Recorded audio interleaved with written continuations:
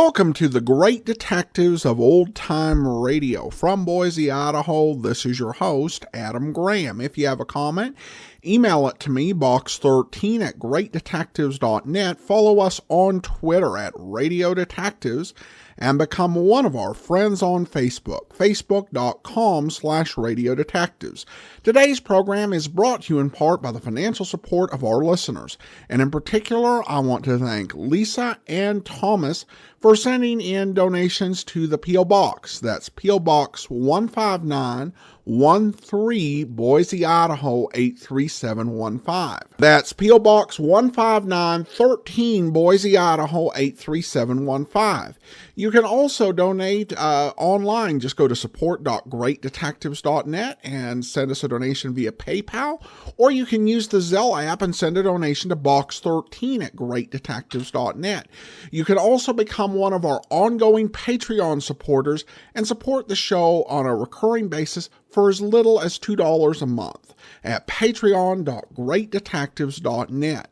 Well, now it's time for today's episode of Boston Blackie, the original air date, May the 14th of 1947, and this one is the Joe Adams Drowning Murder.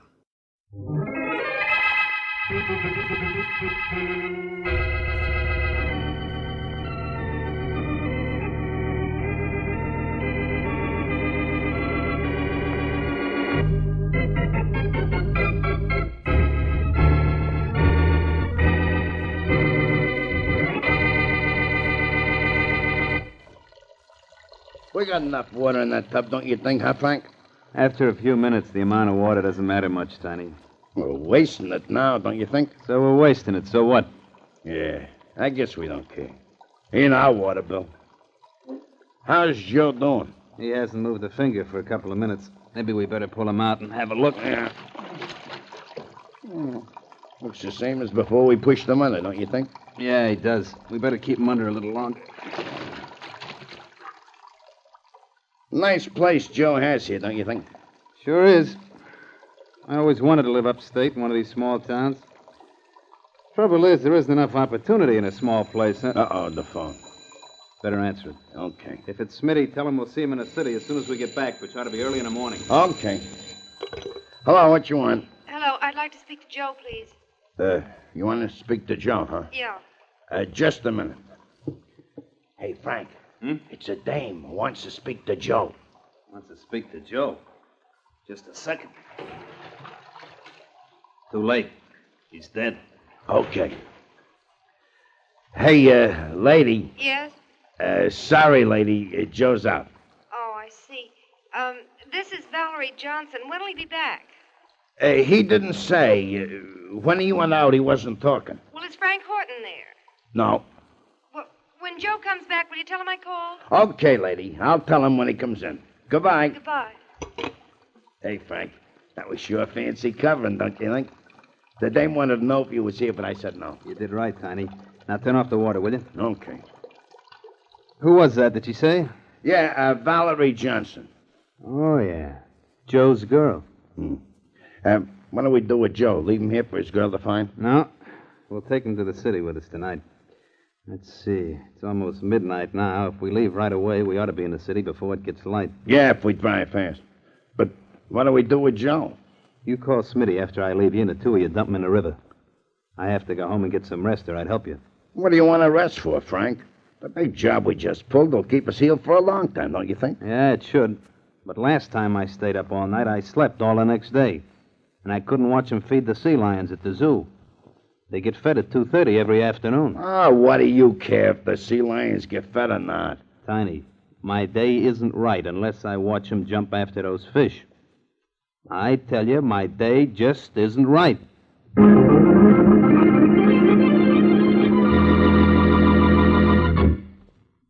And now, on to Dick Calmer as Boston Blackie. Enemy to those who make him an enemy. Friend to those who have no friend.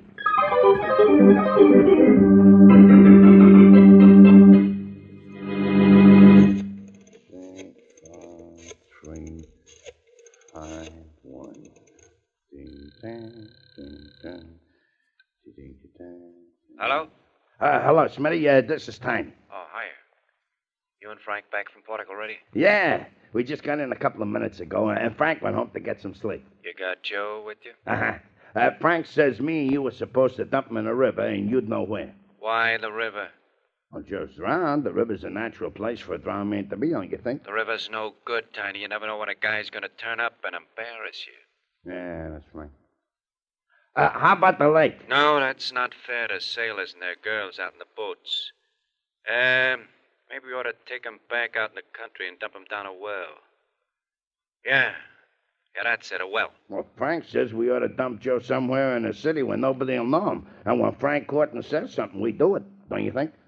Sure, but let's not make it the river. Too many patrol boats these days, and they got cops watching the lake, too. Hey, wait a minute, Smitty. Huh? I got the perfect place to dump that body. Yeah, and what a joke that's going to be on Frank.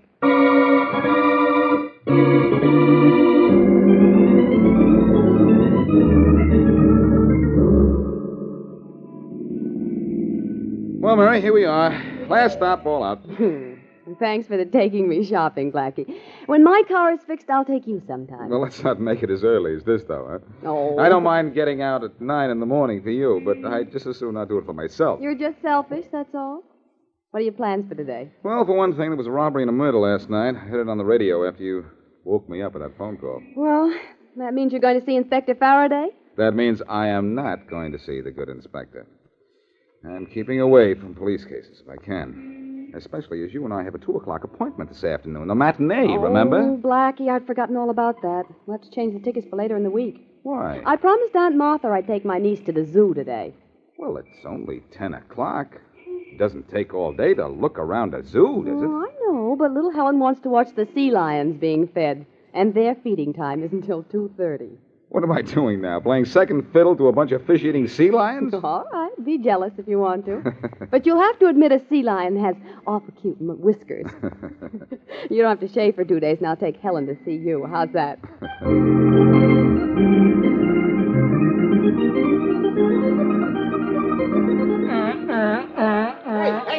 Don't you ever miss watching me toss fish to the sea lions, Mr. Horton? Wouldn't miss it for the world, Sam. Hey, Barco really had a jump for that one, didn't he? Nah, he didn't have to. Big Barco just likes to show off. Here, watch what happens when I throw him this one. He almost gobbled up little Junior going for that one. With sea lions, fish come first and children later. Watch Daisy go for this. Oh, bad throw. You made Daisy dive for that one. You think she doesn't love that? She got a big laugh from the crowd. I'm surprised she doesn't rear up and take a bow.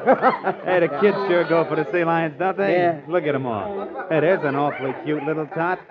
The one with that pretty girl over there by the rail? That pretty girl is Mary Wesley. Know who she is? No, who? Boston Blackie's girl, that's who. The little doll's her niece. Brings her here every once in a while. Well, here's the last fish for the sea lions. Throw this one to Barco, but make him go a long way for it. Right. Here she goes. Ah, that's my boy Barco did that. Went halfway across the pool for that one and gave his fans a splashing, too. He's some performer, that Barco. If he's ever missing, I'll know where to find him. In your bathtub. Well, I guess the fun's over for today. Hey, what's the matter? I don't know. Hey, Mr. Horton, look at the edge of the pool there. Huh? There's a body floating in the water.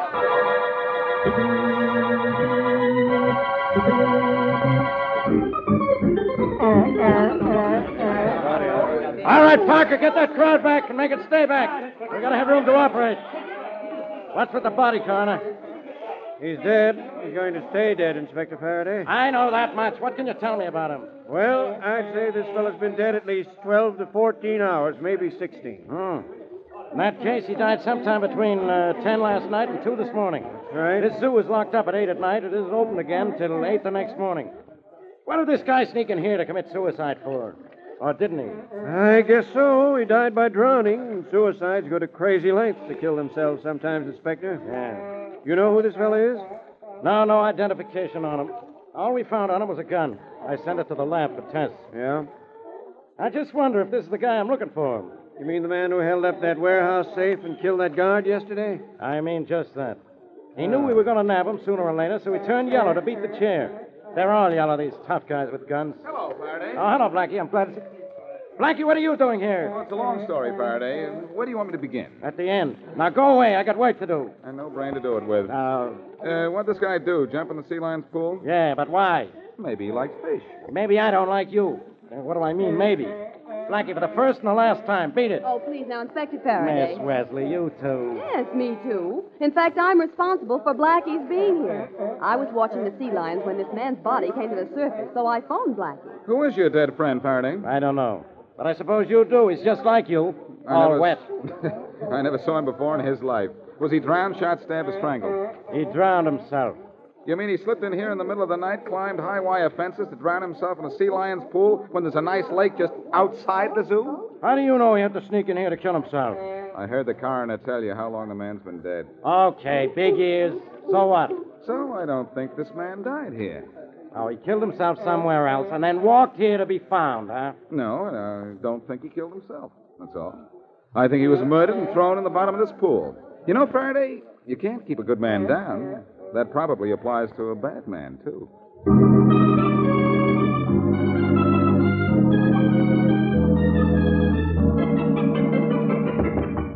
Come in.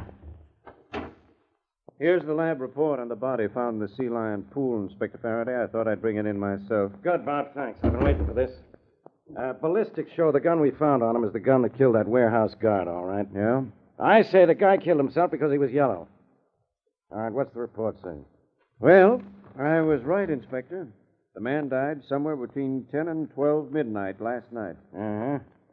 Dead 14 to 16 hours when we found him. Mm-hmm. That means he slipped into the zoo to kill himself because he knew the place would be deserted. Go on, Bob. Well, water found in the man's body is a far different type than the water found here. Its iron content is 90% greater than ours. Huh? What does that mean? That means our man didn't die in the sea lion pool, Inspector, because he drowned in water the likes of which isn't found within a radius of 150 miles of here. Well, I'll be it. That Blackie is always right. This means the guy was murdered. Now I have 2 killings on my hands instead of 1.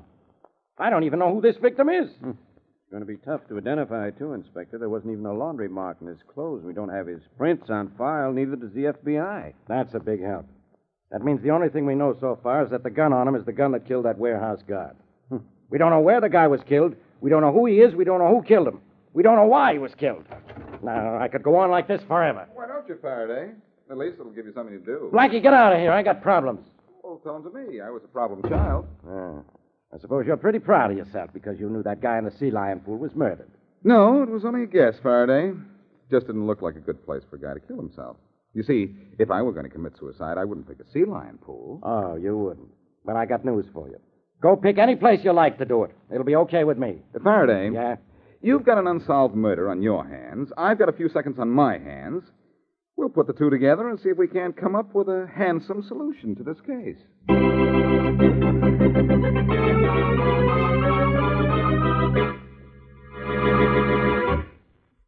And now, back to Boston Blackie.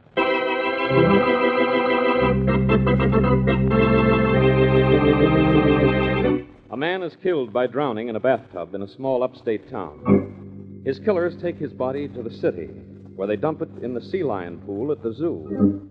When the body is found, it looks like suicide, until laboratory tests prove what Boston Blackie suspected, that the man was murdered a long way from the zoo. Only identification on the body is a gun, which turns out to have been used the previous day to kill a guard during a warehouse robbery. As we return to our story, Blackie is in his apartment with his friend, Mary Wesley. Oh, Blackie, a fine afternoon this has been. Do you know how many phone calls you've made? I'm waiting for a return call on number 18 right now, Mary. And why? Because you think out of all the towns upstate that have water with a high iron content, you can find one where a man is missing. And you can do it in one afternoon. One afternoon and 100 phone calls. If the afternoon is long. Oh, here's the call I've been waiting for. I hope. I hope you'll give up. Hello. Hello, Boston Blackie, is it? Yes, this is Blackie. This is Chief Williams of the Pawtucket Police. You put in a call to me, did you? Yes, I did, Chief Williams. Tell me, do you have any recent report of a missing person in your town? I sure do. Joe Adams. You found him, have you? I don't know. What does Joe Adams look like? Oh, tallish, black hair, light complexion, long, slight, crooked nose. That's the Joe we found then, Chief. good. He's got his girlfriend together. She's been calling me every hour since last night trying to get me to locate him, she has. Will you tell his girlfriend that... No. No, wait a minute.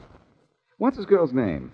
Johnson. Valerie Johnson. Nice girl. Prettiest thing in Portuck. Crazy about Joe, she was. Well, you tell her that Miss Wesley and I are going up to Portuck. Miss Johnson must have liked Joe Adams. Maybe she can tell us who didn't.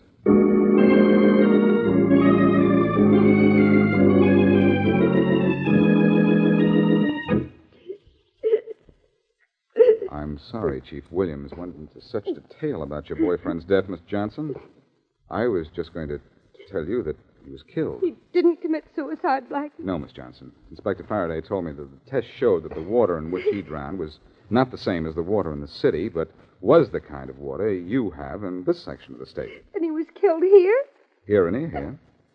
Do you know who could have killed him, Miss Johnson? No, I don't. Well, do you have any idea why he was dumped in the sea lion pool at the city zoo? No, not the slightest. Joe told me he was in trouble, but I had no idea it was as serious as this. Well, what did he say, Miss Johnson? Nothing that I could understand. I see. He said he'd fallen into bad company, but that it would be all right pretty soon. Oh, my handkerchief, I'm sorry. Oh, here, I'll pick it up. There you are. Thank you. You and Joe were going to be married soon? Yes, this week. Uh-huh. Well, Chief Williams told me Joe had no family. Do you want to come to the city with me and take charge of the body? I suppose someone ought to. Good. I'll wait outside with my friend Miss Wesley while you pack some things, and we'll drive you down. All right. I won't be long. Take your time. Poor girl. She must feel awful. Well, she sounds it, doesn't she, Mary? I could hear her out here, and she'll have to stop crying, Blackie, or she'll be exhausted. That girl wasn't crying. She was acting. Her handkerchief was completely dry when I picked it up. No tears? Not one. Mary, that girl is in this thing right up to her eyes.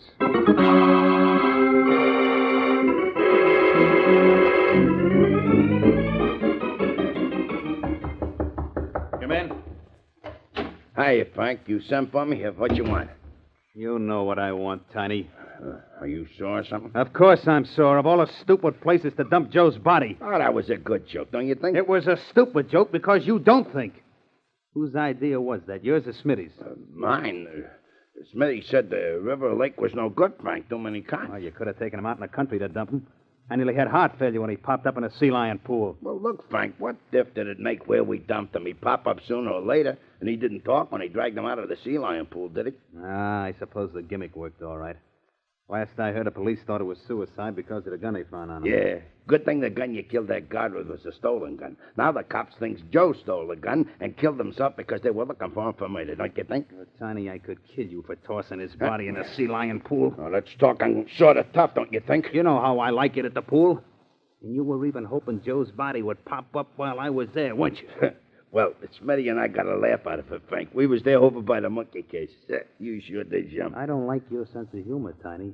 And maybe I'm getting so I don't like you. Now, look here, Frank. Tiny, I told you and Smitty to dump that body, not throw it in my face. You think I like the look of the man I just killed? Well, nobody asked you to kill him. I killed Joe because I had to, and for your sake as much as mine. He wanted to go to police after I killed that guard at the warehouse. Said he didn't bargain for murder when he went in on that job. None of us bargained for murder, Frank. You didn't have to kill that guard. You could have just slugged him. After he got a good look at me? Oh, no. Well, if he didn't see me or Smitty or Joe, we could have got away and saved your dough for you till you got out. You'd like it if I got a murder rap, wouldn't you, Tiny? Oh, you no. and Smitty could divide the whole 100,000 just two little ways. Nah, Frank. Well, maybe I'm going to divide it one way and make sure there's nobody who saw me kill that... What time is it? 10 minutes after 2. So what? So I can just make it to the zoo by 2:30. My day isn't right unless I see those sea lions fed. I tell you, my day just isn't right.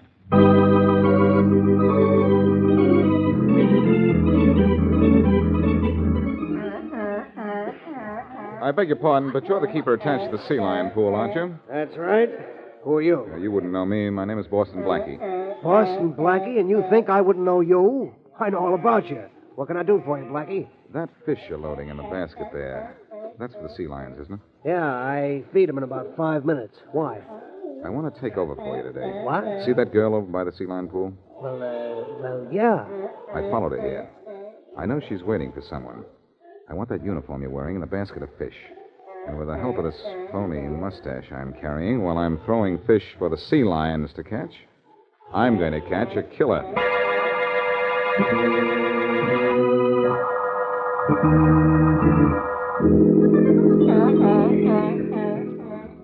I wonder where the keeper is. It's 2:30. Hello, Frank. Huh? Oh, Valerie. What are you doing here in town? Surprised to see me? Kinda. I didn't know where you lived, but I knew I'd find you here. Joe used to tell me how you always come down here every day. Oh, he did he? You want to know? Wait a minute. There's the guy who feeds the sea lions. I've been waiting for him. Hello there. Hey. Hey, you're not the regular keeper. No, that's right. He's sick. What about it? Nothing. I'm Frank Horton. He was going to let me help him feed Barco and the other sea lions. Not today, mister. He'll be back tomorrow. See him then. And don't bother me. I'm busy. Shout time, sea lions. Here. Catch. Frank, forget those sea lions for a minute. I want to talk to you. I know. You want to know where Joe is? Well, I haven't the slightest idea. He left after we split the dope at a warehouse job. Don't kid me, Frank. I know he's dead. And that you killed him. Keep your voice down, you Oh, fool. that keeper can't hear it. Even if he could, he wouldn't know what we were talking about. I'm not going to the police, Frank. About Joe, I mean. Go on. Joe was supposed to get $20,000 out of that job. I don't imagine he did. I imagine I will. If I don't, then I go to the police. Well? I think we can make a deal. You two are pretty stupid to talk murder when I'm around. Frank, he's no zookeeper. That's Boston Blackie with a phony mustache. Oh, really? Well, what do you know? And Blackie, what do you know about this? Come on, Valerie. Blackie's out. Now let you and I get out. Fast.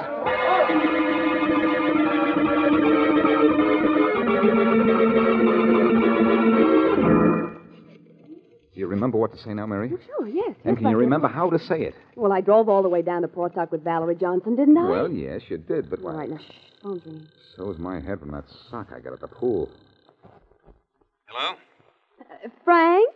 Yeah? This is Valerie. Oh, you found out where I live, did you? Uh-huh. I'm a clever girl. Too clever to want any part of any of this. I'm going to the cops. Are you? What for? You know what for. I'm going to tell them everything I know, and I know a lot. Look, Valerie, where are you? In the Park Hotel. Stay there. I'll be up in an hour. Oh, Blackie, it worked. He fell for it, huh? He'll be in Valerie Johnson's room in an hour. Perfect. And I'll be there waiting for him.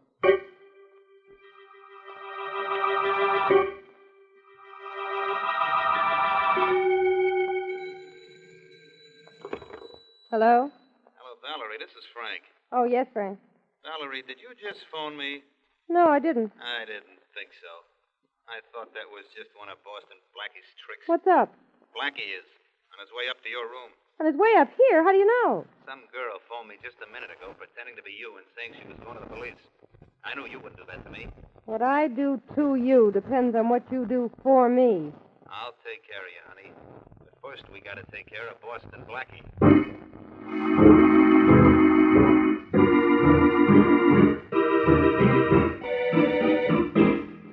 Porter, how soon can you get that trunk out of here? Practically right away, Miss Johnson. Practically right away. Yeah, I got on the rows now and just waiting for the guy who helps me. Well, go tell him to hurry up or I'll miss my train. Yes, ma'am. I'm practically on my way to tell him, Miss Johnson. You mind if I leave the door open? No, that's all right, but hurry up, will you? I'm practically hurrying as fast as I can now, Miss Johnson. I'll be back in just a minute. See if I forgot me. Porter, I thought you The were... porter didn't close the door, Miss Johnson. I did. Blackie. May I come in? I don't know why not. You're already in. And I see you're on your way out. Trunk is ready to be rolled away and everything. Yes, I'm leaving. Is this your trunk? No, it's not. It is your trunk, Miss Valerie. You live here most of the time, don't you? Or did live here. You've been posing as a little country girl living a quiet life in Portuck, but actually you've been down here doing something crooked, I guarantee. I don't know what you're talking That about. trunk, Miss Johnson, is yours.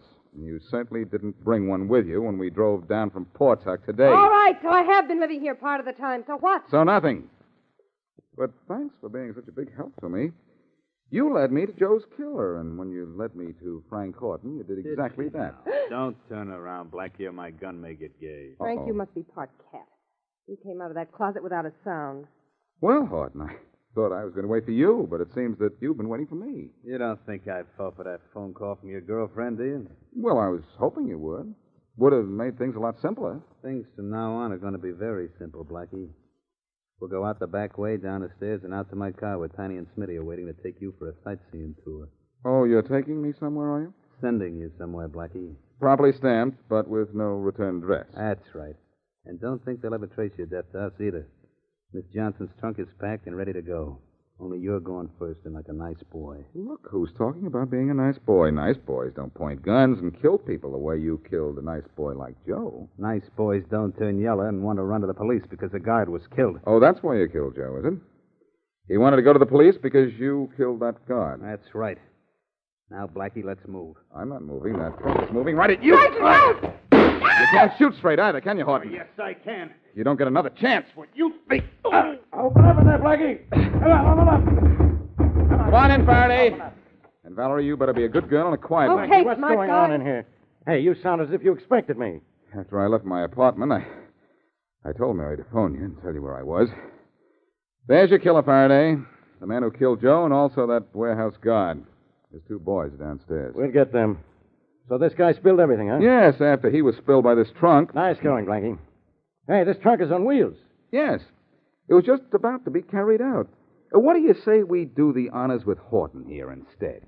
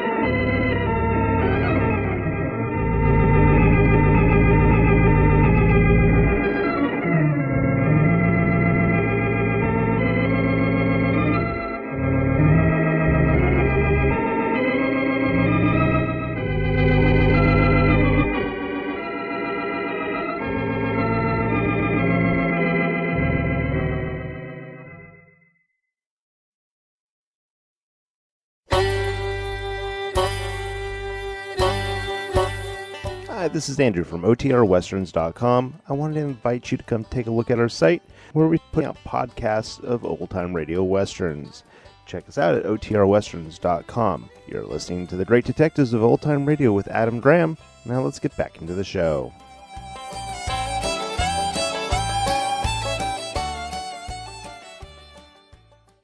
Welcome back. Life offers many great opportunities to lighten things up and use your sense of humor. One of those times is not when you're disposing of a body.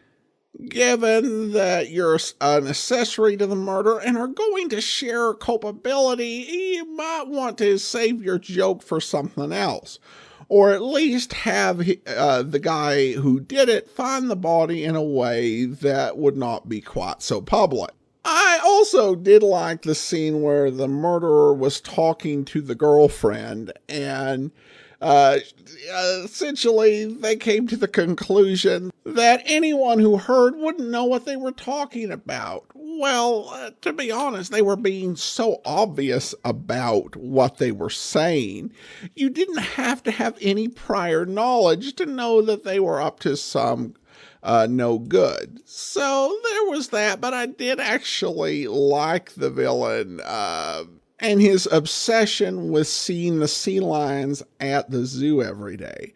I think that's probably one of the more interesting quirks they've given gangsters on this program. All right, well, listener comments and feedback, and we have this from Michael, who says, keep forgetting to mention this. While touring Alcatraz, they he apparently learned that they gave the inmates wired radios, guests like intercoms, but the only two shows they could listen to was Boston Blackie, and I can't remember the other one, but they could listen to Boston Blackie. Well, thanks so much, Michael, and they may have heard some shows that law-abiding citizens can't hear today just because of the lost episodes. That was not something I'd known, and I'd be curious if anyone knows what that other program was or has additional details on this whole radio thing in Alcatraz. All right, well, that will do it for today. Join us back here tomorrow for yours truly, Johnny Dollar. Next Thursday, it's another episode of Boston Blackie. In the meantime, send your comments to box13@greatdetectives.net. Follow us on Twitter at Radio Detectives and become one of our friends on Facebook, facebook.com/Radio Detectives. Also, check out our growing YouTube archive, youtube.greatdetectives.net. But from Boise, Idaho, this is your host, Adam Graham, signing off.